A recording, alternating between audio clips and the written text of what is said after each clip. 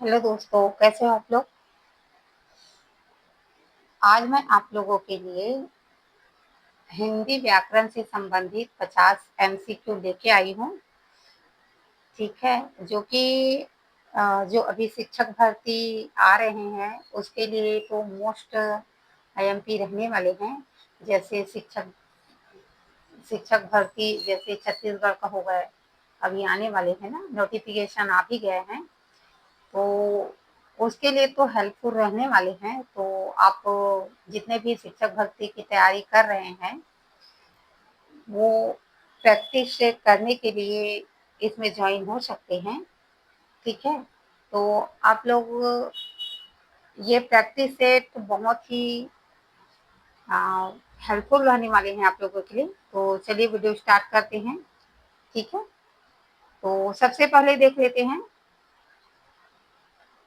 सबसे पहला क्वेश्चन है कि हिंदी वर्णमाला में छ वर्ण किसके योग से बनता है।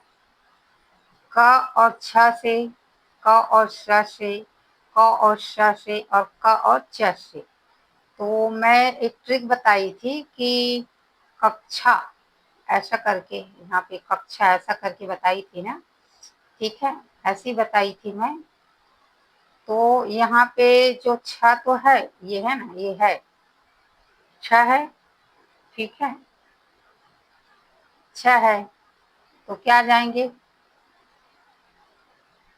बताइए।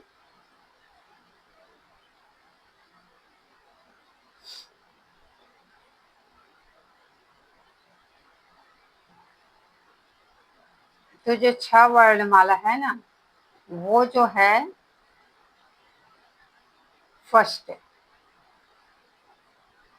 नहीं, क और स।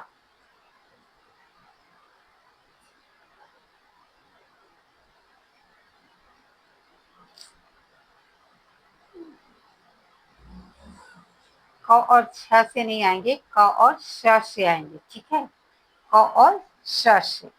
तो छ एक संयुक्त व्यंजन है जो कि क हलंत युक्त और श मूर्धन्य श के मेल से बनता है। ठीक है, तो क और श। ठीक, ये मेरा फर्स्ट जो आंसर है वो गलत हो गए हैं। कोई बात नहीं, चलिए नेक्स्ट देख लेते हैं। तो यहाँ पे आएंगे। ठीक है, यहाँ पे देख लेना, मैं भी थोड़ा सा कंफ्यूज हो गई थी, तो मेरी तरह आप लोग भी ना हो। ये तो प्रैक्टिस सेट है, गलती करो लेकिन ध्यान रखो कि इसमें कहाँ पे गलती की हूँ, ऐसा करके। ठीक है, तो चलिए, तो कौन सा आ जाएंगे, ये वाला। ठीक है, फिर नेक्स्ट देख लेते हैं।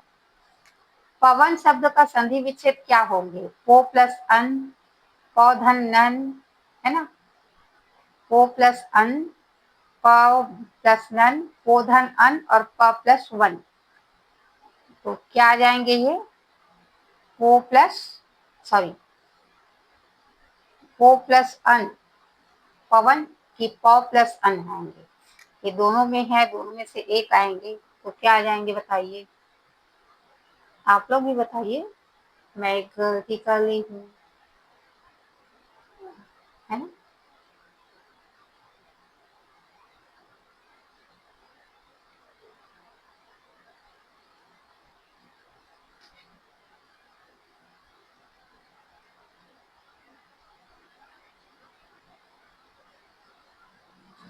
तो इसमें मेरे ख्याल से जो ये आ, जो ओ प्लस अन है, तो ये गलत है। देख लीजिए, हयादी सर नियम के अनुसार ओ प्लस ए और अवी हो जाते हैं जिस पवन बनता है, तो ओ प्लस अन हो जाएंगे। ठीक है, सेकंड देख लेते हैं नेक्स्ट। यथाशक्ति में कौन सा समास है। यथाशक्ति अव्ययी भाव है, द्विगु है, बहुव्रीहि है, तत्पुरुष है। कौन सा समास है, तो ये यथाशक्ति है ना, जो फर्स्ट है ये अव्यय पद है। ठीक है, जो यथाशक्ति में ये जो फर्स्ट पद है ना, यथा, ये अव्यय है। तो अव्यय ये होता है जो बदलता ही नहीं, ऐसा ना। तो मेरे ख्याल तो मुझे पता है ये, तो ये अव्ययी भाव ही होंगे। ठीक है, ठीक, नेक्स्ट देख लेते हैं। तद्भव शब्द का चयन कीजिए। तद्भव, तत्सम तद्भव है ना, तद्भव है तो आम्र है, कान है, निद्रा है, हस्त है, तो कान ही नजर आ रहे हैं। ठीक है, फिर है वह कुल्हाड़ी से वृक्ष काटता है। इस वाक्य में से किस कारक विभक्ति है, किस कारक विभक्ति की है? संप्रदान कारक, अपादान कारक, करण कारक, कर्म कारक, बताइए कौन से कारक में है? वह कुल्हाड़ी से काटता है, तो करण से आएंगे ना, कर्ता ने कर्म को करण से, तो कुल्हाड़ी से है तो करण ही आ जाएंगे। ठीक है, चलो नेक्स्ट देख लेते हैं। निम्न में कौन सा शब्द स्त्रीलिंग है? संकल्प, संकल्प, उत्साह, मृत्यु, चक्रव्यूह। तो तो तो ये मृत्यु होती है ना, मृत्यु होती है ऐसा पढ़ते हैं ना, मृत्यु हो गई ऐसा इस टाइप का। तो जो है तो उसमें वर्ड में ही पता चल रहा है कि ये स्त्रीलिंग है ऐसा, इस वजह से मैं ऐसी लगाई हूँ। ठीक है, नेक्स्ट देख लेते हैं। जो जीता ना जा सके, इस वाक्य के एक शब्द क्या होगा? अजय, अजात शत्रु, अज्ञात, अमर। तो जो जीता ना जा सके तो अजय होंगे। ठीक है, नेक्स्ट देख लेते हैं। पुरस्कार शब्द में कौन सी संधि है? पुरस्कार, पुरस्कार शब्द में कौन सी संधि है, बताइए।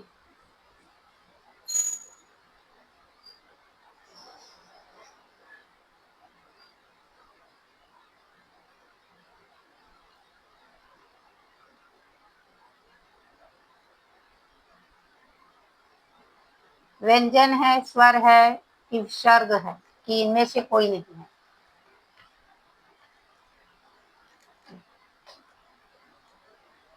मुझे नहीं पता ना कौन सी संधि है।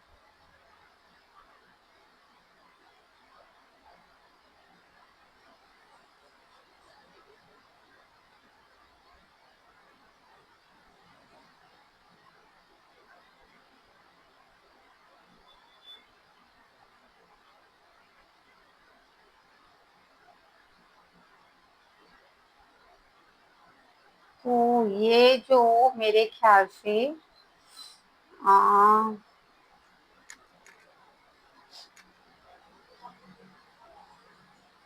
स्वर, स्वर गलत है, विसर्ग आ जाएंगे, पूरा प्लस कार है ना, शव में बदल जाते हैं। ठीक है, तो ये आ जाएंगे, ये गलत की हूं मैं।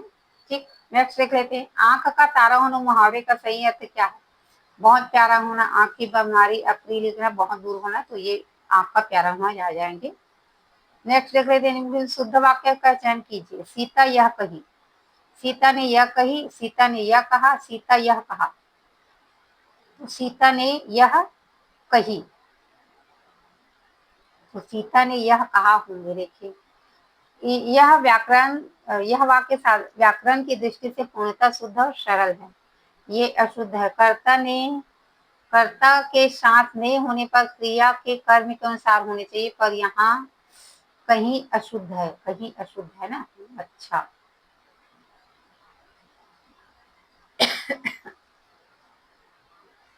चार गलत हो गया मेरा, चलो कोई बात नहीं।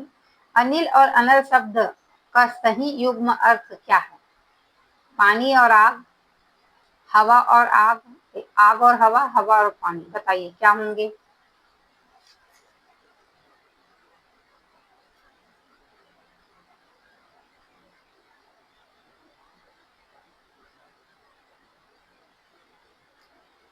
तो अनिल यानी हवा होता है और अनल यानी आग होता है, तो ये हवा और आग। ठीक, राइट आंसर। नेक्स्ट देख लेते हैं। नायक शब्द की स्त्रीलिंग क्या होगा? नायिका। ठीक, निम्नलिखित में कौन सा शब्द बादल का पर्यायवाची नहीं है बोल रहे हैं? जलद, मेघ, वारिद, नीरज। तो क्या आ जाएंगे? जलद भी है ना, नीरज नहीं आएंगे, वारिद आ जाएंगे, मेघ आ जाएंगे, जलद आ जाएंगे, नीरज नहीं आएंगे। ठीक है, क्योंकि नीरज यानी नीर में जन्म लेने वाले या कमल होता है।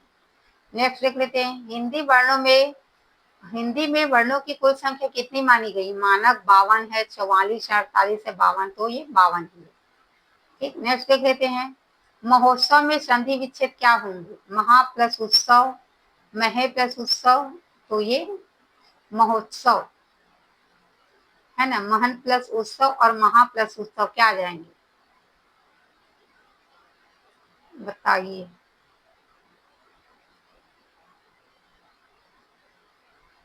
तो ये जो होंगे ये महा प्लस उत्सव आएंगे। ठीक है, महा प्लस उत्सव आएंगे। नेक्स्ट देख लेते हैं, त्रिफला में कौन सा समास है? कर्मधारय है, द्विगु, द्वंद्व, अव्ययी, तो त्रिफला ना। तो त्रिफला तो द्विगु। ठीक है, द्विगु जिसका प्रथम पद संख्यावाचक हो तो द्विगु होता है। नेक्स्ट, उत्पत्ति के आधार पर शब्द के कितने भेद? उत्पत्ति के आधार पर शब्द के कितने भेद है? 3 है, 5 है, 4 है, 2 है। बताइए, उत्पत्ति के आधार पे शब्द के भेद।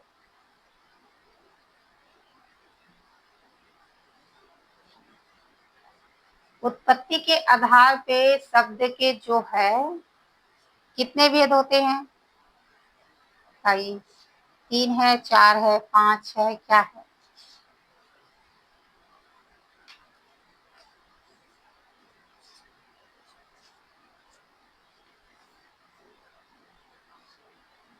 बताइए।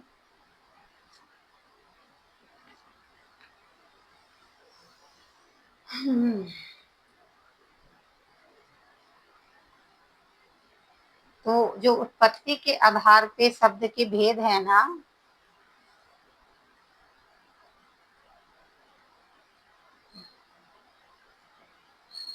शब्दों के 5 भेद होते हैं।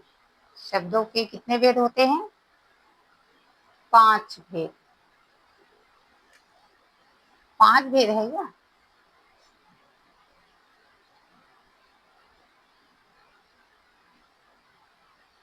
Sorry sorry. तो उत्पत्ति के आधार पे ना शब्द के शायद मेरे ख्याल से 3 भेद होते हैं। 3 नहीं, 4 हैं। उत्पत्ति के आधार पर तत्सम, तद्भव, देशज और विदेशज, ये 4 भेद होते हैं। उत्पत्ति के आधार पर शब्द के कितने भेद होते हैं? 4। ठीक है, तत्सम, तद्भव, देशज।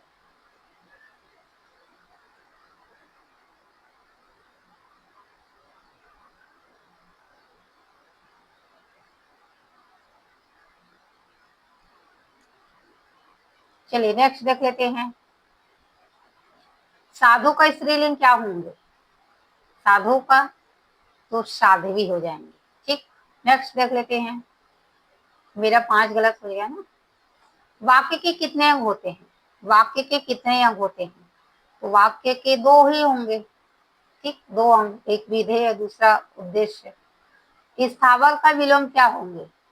स्थावर का जंग हम आ जाएंगे। ठीक, नेक्स्ट देख लेते हैं, परोपकार में प्रयुक्त संधि का नाम बताइए। परोपकार, परोपकार में संधि के नाम बताइए। तो ये जो है परोपकार जो है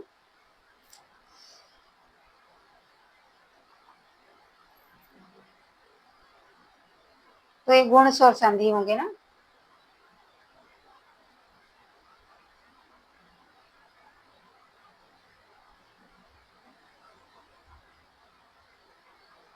ठीक, गुण स्वर संधि परह प्लस उपकार। नेक्स्ट देख लेते हैं, हाथ पांव फूलना का क्या होंगे? हाथ पांव फूलना, घबरा जाना। ठीक, नेक्स्ट देख लेते हैं, हिंदी का स ध्वनि है ओष्ठ्य, श ना, ओष्ठ्य, तालव्य, दंत, मूर्धन्य, क्या जाएंगे? ओष्ठ हिंदी का जो स ध्वनि है वो क्या जाएंगे? श ध्वनि, क्या जाएंगे? श। तो क्या जाएंगे? और श श श हा श श, है ना। तो श श शह, तो ये कौन से ध्वनि होंगे?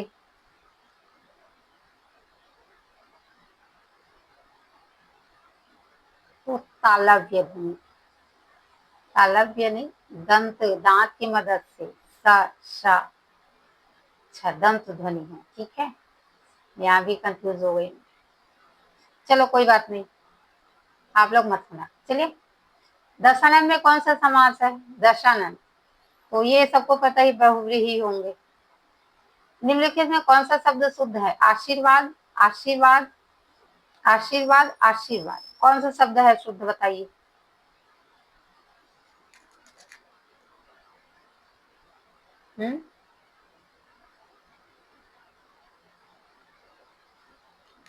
तो ये फर्स्ट ही होंगे, आशीर्वाद, ठीक, फर्स्ट, ठीक। शुद्ध वर्तन में आशीर्वाद में र का उच्चारण व से पहले होता है, ठीक। नेक्स्ट देख लेते हैं। चिड़िया आकाश में उड़ रही, वाक्य में उड़ रही क्रिया किस प्रकार की है? उड़ रही है, तो अकर्म क्रिया है, उड़ रही है नहीं, अकर्म। नेक्स्ट देख लेते हैं, उपेक्षा का विलोम क्या होंगे? उपेक्षा का सापेक्ष, लौकिक, परीक्षा, अपेक्षा। उपेक्षा का बताइए, विलोम, उपेक्षा का ना,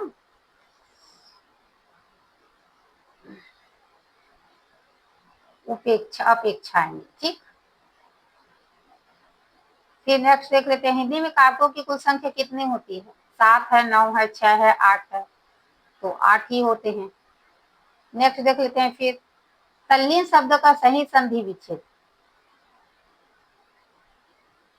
तल्लीन, ठीक है, तो तत् प्लस लीन, तल प्लस लीन, तन प्लस लीन और ततः प्लस लीन, तल्लीन।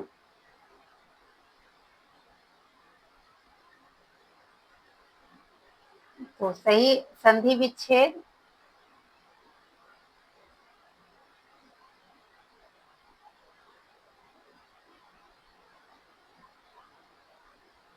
क्या आएंगे, बताइए।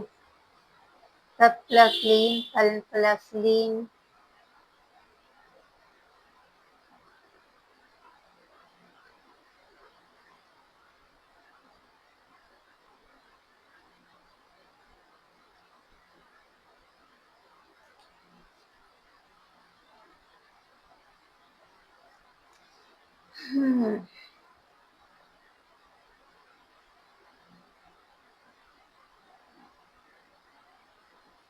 ऐसे देखते रहो तो ऐसा लगता है कि जैसे हम लोग बना लेंगे, लेकिन जब वाकई में ऐसे क्वेश्चन 4 ऑप्शन में रहते हैं ना, तब लगते हैं कि वाकई में हाँ, इसका आंसर इतना कठिन है ना, ऐसा लगते हैं ना सबको। तो बताइए क्या होंगे आंसर, मैं भी थोड़ा कंफ्यूज हो रही हूँ, कौन सा आएंगे, कमेंट में बताइएगा मुझे कि इसका आंसर क्या आएंगे। और ये तो मुझे करना है, तभी मैं आगे पढ़ पाऊंगी, मैं तो नहीं पढ़ पाऊंगी, है ना। तो बताइए।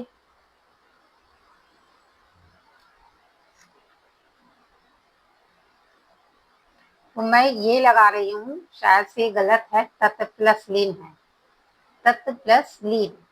मैं यहाँ पे हलंत वाला सोच रही थी, क्योंकि हलंत रहेंगे तो आधा हो जाएंगे ऐसा करके। तो यहाँ पे लिखा भी है कि व्यंजन संधि के नियम के अनुसार यदि तत् के बाद ल आए, है ना, तत् के बाद ल आते हैं तो तत् भी ल में बदल जाता है। अच्छा, तभी ल में बदल जाता है, ऐसा ये नियम है, तो ये व्यंजन संधि होंगे, ठीक। तो ये गलत हो गया मेरा। चलिए नेक्स्ट देख लेते हैं, पीताम्बर में कौन सा समास है? पीताम्बर, तो ये बहुव्रीहि होंगे, है ना। नेक्स्ट देख लेते हैं, इसको बताने की जरूरत नहीं है, कवि शब्द का स्त्रीलिंग क्या होंगे?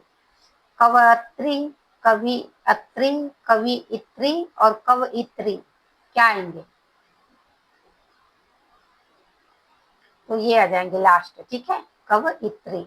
नेक्स्ट देख लेते हैं, निम्न में से कौन सा शब्द तत्सम है? तत्सम, आंख, मुंह, अग्नि, सूरज, बताइए।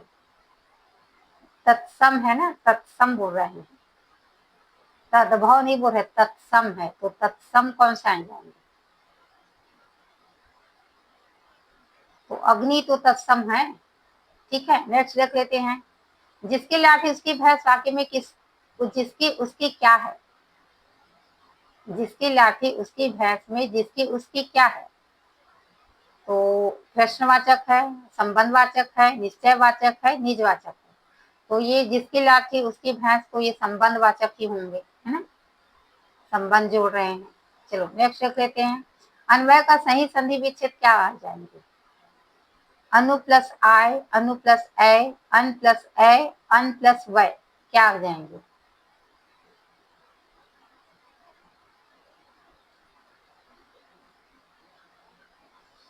बोलिए। तो मेरे ख्याल से ये हो जाएंगे, नहीं ये गलत की हूं मैं, तो अनु प्लस ए हो जाएंगे ना, तो जो कि यण है, तो ये तो मुझे पता है यण था, लेकिन उसका संधि विच्छेद नहीं पता है। ठीक है, तो संधि विच्छेद थोड़ा सा अनु प्लस ए हो जाएंगे। ठीक, नेक्स्ट देख लेते हैं। पगड़ी उछालना मुहावरे का क्या अर्थ है? अपमानित करना। ठीक, नेक्स्ट देख लेते हैं। उत्पत्ति या रचना के आधार पर शब्द के कितने भेद होते हैं?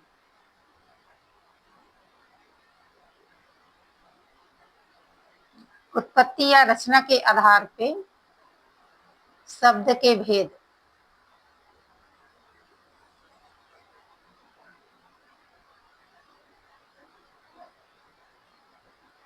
रचना के आधार पे शब्द के दो है, मेरे ख्याल से दो भेद होते हैं, दो नहीं तीन है।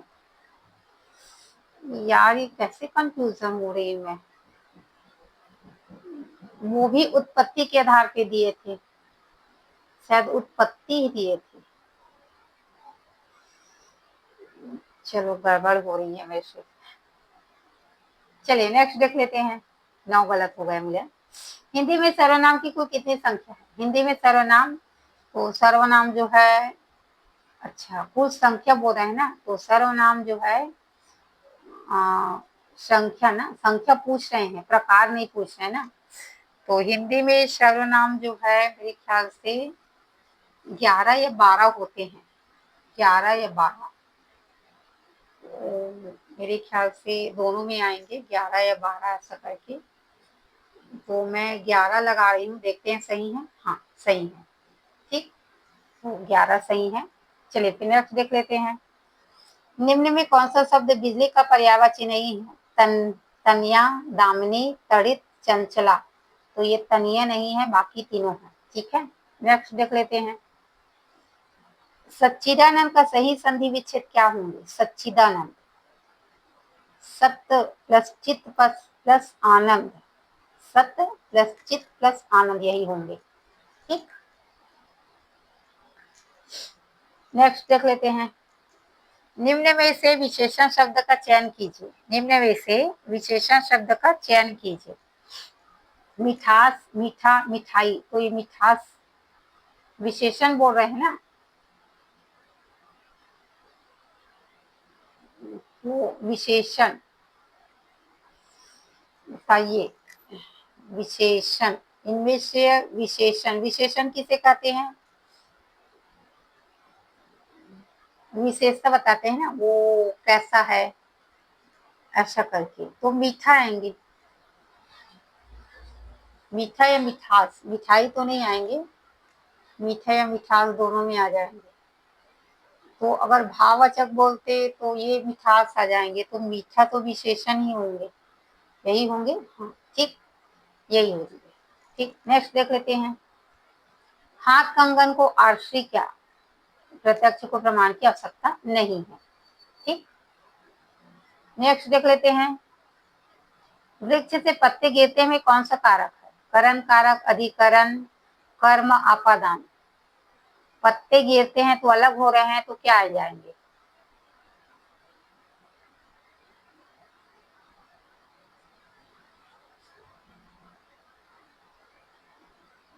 तो अपादान आएंगे, ठीक, अपादान। नेक्स्ट देख लेते हैं, शुद्ध वर्तनी का चयन कीजिए। तो शुद्ध वर्तनी में दोनों जज अलग छोटा आधा आधा रहते हैं, तो यही आ जाएंगे, ठीक। नेक्स्ट देख लेते हैं, हिंदी इस भाषा की लिपि कौन सी है? तो देवनागरी है, सबको पता ही होंगे। नेक्स्ट देख लेते हैं, अल्प प्राण कौन सा है, बताइए, अल्प प्राण, अल्प प्राण, ठीक है। महाप्राण मैं याद करती हूँ 24, ऐसा करती 24, 2 और 4 को ये महाप्राण हो जाएंगे, तो ये ख और घ भी नहीं आएंगे क्योंकि 2 4 है ना। तो जो अल्प प्राण है वो पहला तीसरा ऐसा जाएंगे, तो प फ ब,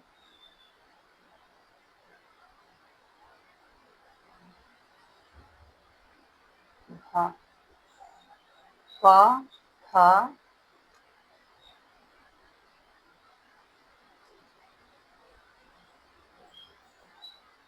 फ, ये तो सब महाप्राण है, तो ये क और घ ही है, ठीक है, ठीक। प्रथम, तृतीय और पंचम अल्प प्राण है, ठीक। नेक्स्ट देख लेते हैं, सापेक्ष का सही विलोम क्या है? सापेक्ष, निरपेक्ष, परोक्ष, अपेक्ष, प्रतिपक्ष। तो सापेक्ष का परोक्ष आएंगे, अपेक्ष, निरपेक्ष, ठीक है, सापेक्ष का निरपेक्ष। नेक्स्ट, आजन्म शब्द में कौन सा समास है? तो ये आजन्म, जहाँ आ प्लस जन्म, तो जहाँ उपसर्ग हो जाए, ठीक है, तो वो होते हैं अव्ययी, ठीक। नेक्स्ट देख लेते हैं, वह घर से बाहर गया, इस वाक्य में किस कारक की विभक्ति है? वह घर से बाहर गया, इस वाक्य में जो है किस कारक की विभक्ति है? बाहर गया ना, तो अपदान की है, संप्रदान की है, करण है, अधिकरण की है। घर से बाहर गया, तो ये अपादान है, ठीक। अलगाव हो रहा है ना। और हिंदी में वाच्य कितने प्रकार के होते हैं? हिंदी में वाच्य, तो वाच्य 3 प्रकार के होते हैं, ठीक है, कृत, कर्म और भाव। नेक्स्ट, मुख का विलोम क्या आएंगे? मुख का विलोम, मुख, गौड़, हास्य, अधम, वाचाल। अब बताइए इसका विलोम बताना है। मुख, हास्य आएंगे, वो तो होंगे नहीं, मुख का अधम। अब मुख का विलोम जो है, मुख एक प्रमुख हो जाते हैं, तो मुख में ऐसा करते तो हो सकते हो, तो उसमें गौड़ आ जाएंगे। और मुख का एक हास्य तो होंगे नहीं, अधम, मुख अधम हो सकते हैं, लेकिन मुझे पता नहीं है, मैं गौड़ में जाना चाहूंगी।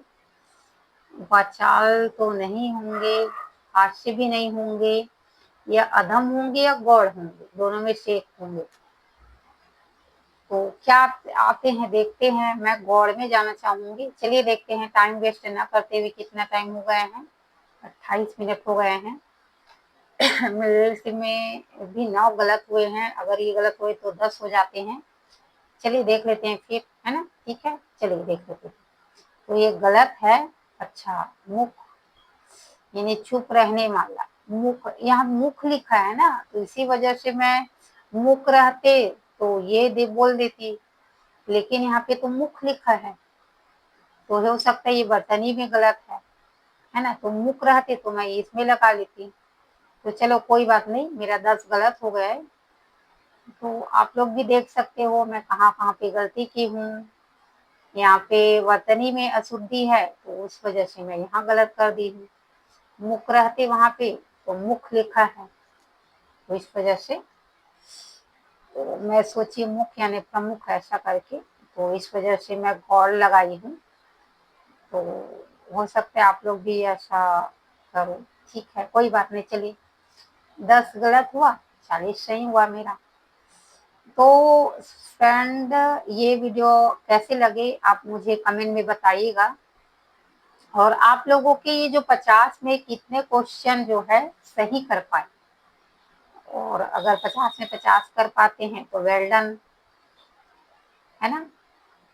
वेल डन, बहुत अच्छे होंगे। 50 में 50 कर पाए थे तो मेरा तो 40 हुआ है, तो मैं क्या बोलूँ? आप ही बताइएगा कमेंट में, ठीक है? कि मैं ये जो उत्पत्ति के आधार पे, है ना? और ये उत्पत्ति और व्युत्पत्ति, उत्पत्ति और व्युत्पत्ति, ये दोनों में कंफ्यूज अधिकतर हो जाती हूँ।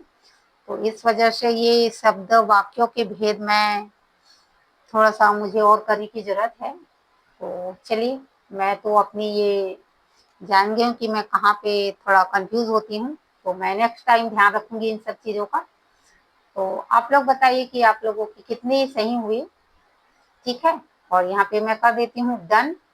यहाँ पे solid progress, keep up the good work,